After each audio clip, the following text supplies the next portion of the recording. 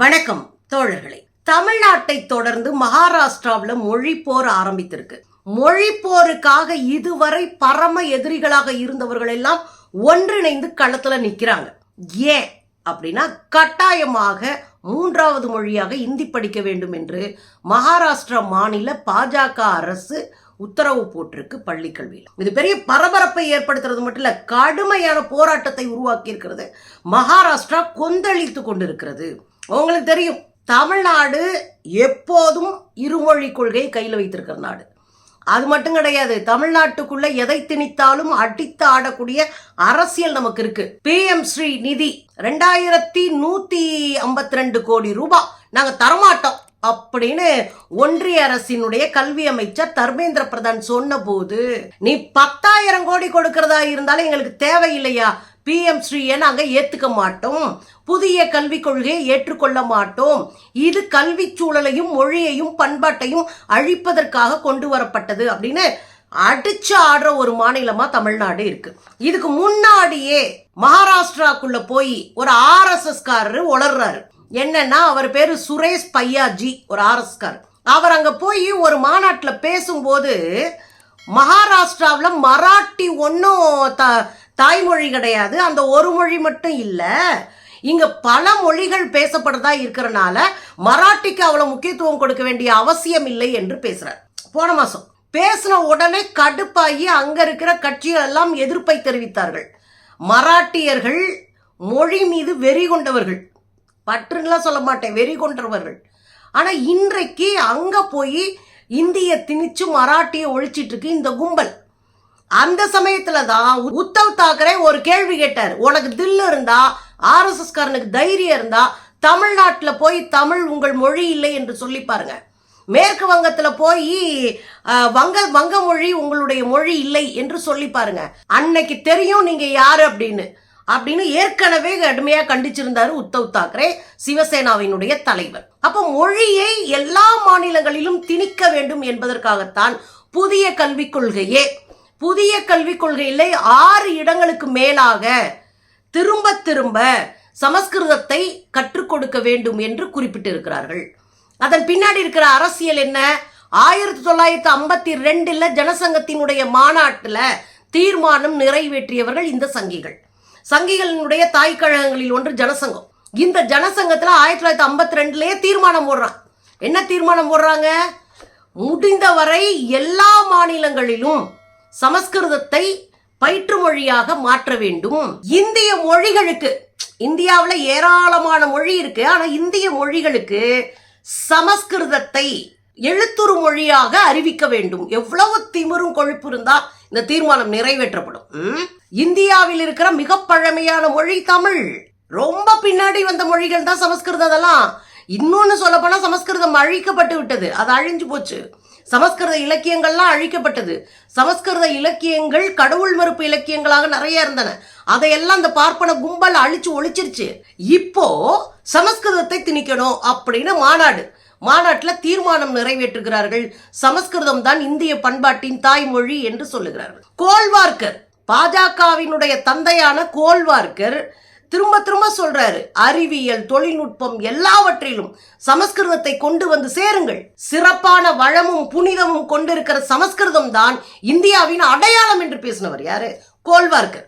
2014 மோடி ஆட்சிக்கு வந்த போது இந்தியாவின் கல்வி அமைச்சராக இருந்த, மனிதவள மேம்பாட்டுத்துறை அமைச்சராக இருந்த ஸ்மிருதி இரானி அவங்க என்ன சொல்றாங்க? போர்க்கால அடிப்படையில் சமஸ்கிருதத்தை பரப்ப வேண்டும். என்னவா? போர்க்கால அடிப்படையில் சோறு போட மாட்டாங்க, கல்வி கொடுக்க மாட்டானுங்க, வேலை கொடுக்க மாட்டானுங்க, நாட்டை பாதுகாக்கிற எல்லையை பாதுகாக்க மாட்டாங்க, ஆனா போர்க்கால அடிப்படையில் சமஸ்கிருதத்தை திணிப்போம் என்று சொல்லுகிறார். அப்ப 2014 8ஆம் வகுப்புல இருந்து 10ஆம் வகுப்பு வரை வரும் கல்வியாண்டில் சமஸ்கிருதத்தை கட்டாய பாடமாக்கப்பட வேண்டும் என்று ஒரு ஜீவோ வெளியிட்டதே ஸ்மிருதி இரானி. சமஸ்கிருதத்தின் வழியாக நம் பண்பாட்டு கூறுகளை மாணவர்களுக்கு கடத்த வேண்டும் என்று அவசரமா ஜீவோ போட்டவனுங்க. அதுவரை ஆசிரியர் தினமாக இருந்ததை குரு உற்சவ் என்று மாற்றியவர்கள் இந்த குரூப். அதனாலதான் சட்டங்களை கூட, இந்திய அரசியல் சாசன சட்டத்தை கூட சமஸ்கிருதத்துல மாத்தினாங்க. இன்றைக்கு இருக்கிற கல்வி உரிமை எல்லாத்தையும் சமஸ்கிருதத்துல மாத்திக்கிட்டு இருக்காங்க.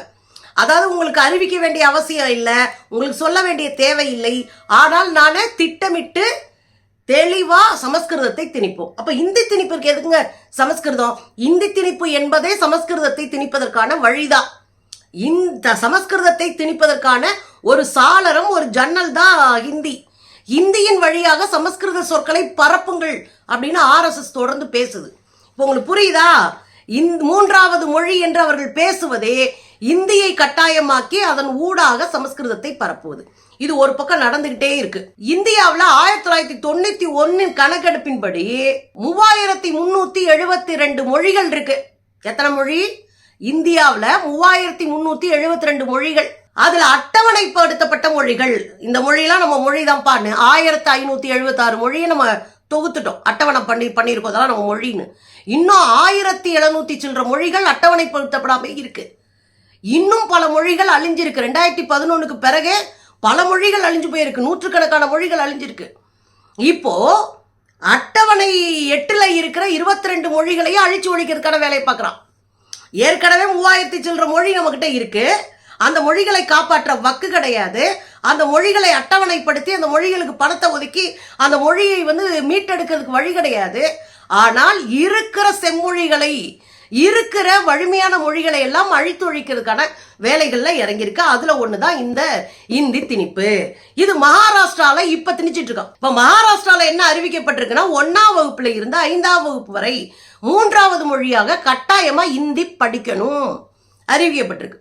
இதுல அந்த மாநிலமே கொதிக்குது. ஏற்கனவே என்ன பண்றாங்க, ஆங்கிலத்தை கூட நீ போர்ட்ல போடக்கூடாதுன்னு சண்டை போட்ட குரூப் அவங்க. ஆங்கிலம் கூட எங்களுக்கு தேவையில்லையா, நாங்க மராத்தி மட்டும் தான் பேசுவோம், மராத்தி மட்டும்தான் எங்கள் அடையாளம், எங்கள் மொழி தான் எங்க அடையாளம். இன்னும் சொல்ல போனா மகாராஷ்டிராவில தான் மும்பை இருக்கு. மும்பையில தான் பாலிவுட் என்று சொல்லப்படுகிற இந்தி திரை உலகமே இயங்கிக்கிட்டு இருக்கு.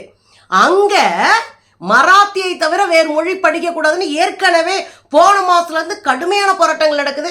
பேங்குக்குள்ள ஆங்கிலத்துல இருந்த பதாகையெல்லாம் பிச்சை எறிஞ்சு நீ ஒன்லி மராட்டி தான் பேசணும்னு சொன்னாங்க. பாருங்களேன்.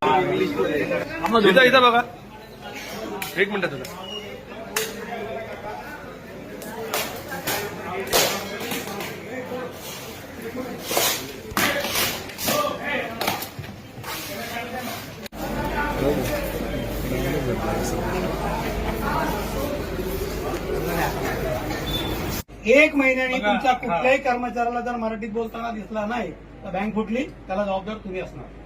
आणि जर ते आता जर लगेच नाही काढले जे इंग्लिशले तुमचे जे आहे, उद्या आम्ही परत येऊ, परत पूर्ण बँक फुटली, एखादी केस झाली, आम्हाला काही फरक नाही पडणार, पूर्ण बँक फोडून टाकू आम्ही.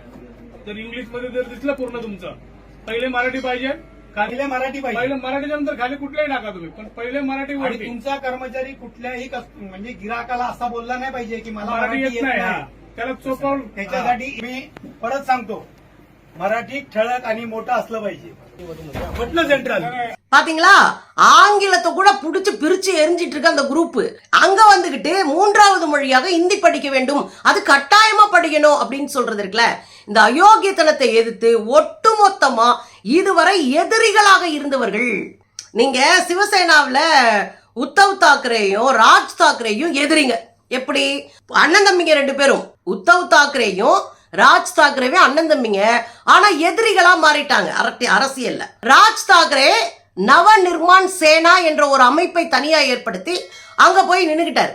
அவர் தனியா அரசியல் பண்ணாரு. போன எலெக்ஷனுக்கு முந்தின எலெக்ஷன்ல பாஜகவோடு நின்று நிபந்தனையற்ற ஒத்துழைப்பு நாங்க கொடுப்போம், நாங்க கூட்டணியில நிப்போம் அப்படின்னு பாஜகவோடு நின்று கூட்டணி அமைச்ச ஒரு கட்சி தான் நவ நிர்மாண் சேனா. இதனுடைய தலைவர் ராஜ் தாக்கரே. இவர் பால் தாக்கரேவுடைய பிள்ளைகள்ல ஒருத்தர். சரியா?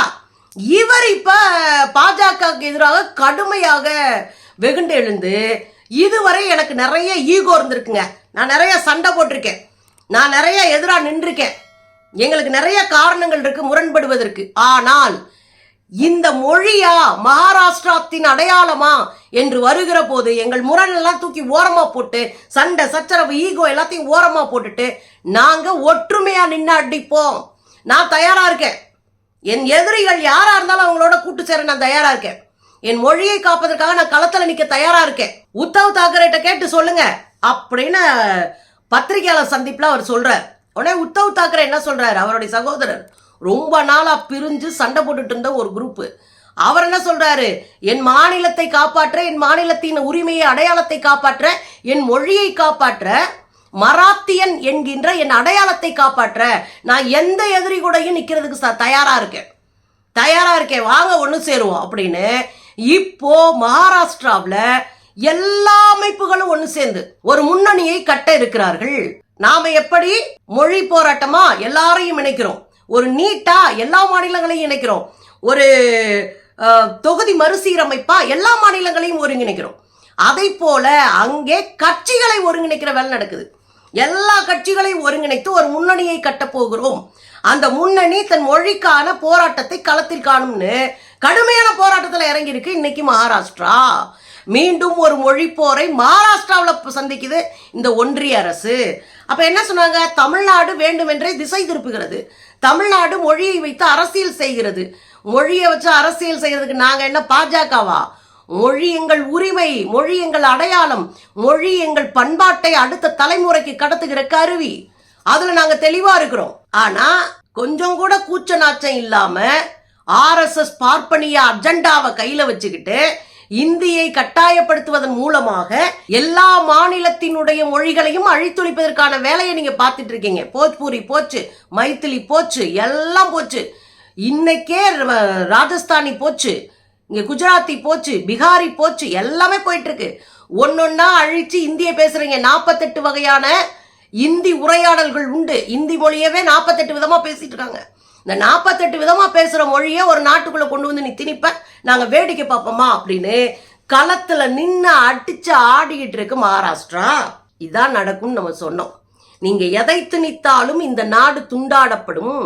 இந்த நாட்டை உடைக்கிற வேலையை பாஜக பாக்குது. தமிழ்நாடு எதிர்த்து கேட்ட போது நாங்கள் திசை திருப்புகிறோம், வேண்டுமென்றே அரசியல் செய்கிறோம் என்று சொன்ன பாஜக கும்பல் இன்னைக்கு என்ன சொல்லும்? மகாராஷ்டிராக்குள்ள பாஜக கால் வைக்க முடியாத அளவுக்கு அடிச்சு வெளுக்கிறதுக்கான செயல் திட்டங்களோடு இன்றைக்கு களத்தில் இறங்கி போராடி கொண்டிருக்கிறார்கள். இதெல்லாம் சாம்பிள் தாங்க, இதெல்லாம் சாம்பிள். மெயின் பிக்சரை பின்னாடிதான் வச்சு வெளுப்பாங்க பாருங்க. அன்னைக்கு தெரியும் இந்தியானா என்ன, பன்முகத்தன்மைனா என்ன, மக்கள் ஆட்சினா என்ன அப்படின்னு பாடங்க திப்பீங்க வீட்டில் உட்காந்து.